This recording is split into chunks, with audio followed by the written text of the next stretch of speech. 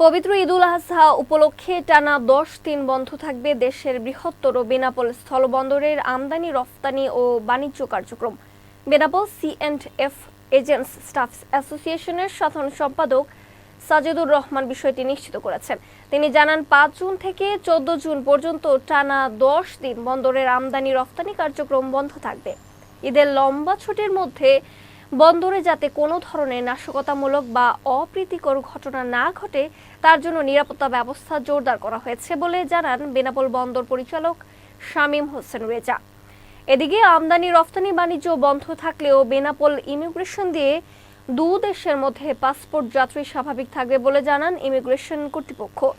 বিশেষ নজরদারি নেওয়া হয়েছে বলে জানান বেনাপোল পোর্ট থানার ভারপ্রাপ্ত কর্মকর্তা রাসেল মিয়া। আসন্ন ঈদুল আজহাকে কেন্দ্র করে আমরা নিরাপত্তা ব্যবস্থা জোরদার করেছি। মানুষ যাতে নির্বিঘ্নে ঈদ পালন করতে পারে আমরা সেজন্য সার্বিক ব্যবস্থা গ্রহণ করেছি। পাশাপাশি ঈদকে কেন্দ্র করে যাতে দুর্ঘটনা না বাড়ে সেটাকে আমরা চেকপোস্ট করব এবং বিশেষ আমাদের বিভিন্ন জায়গায় টহল টিম থাকবে এবং ঈদ জামাতের নিরাপত্তা প্রদানের জন্য গুরুত্বপূর্ণ ঈদ জামাতগুলোতে আমাদের বিশেষ পুলিশ মোতায়েন থাকবে এবং সবগুলো ঈদ জামাতে আমাদের নিরাপত্তার ব্যবস্থা থাকবে।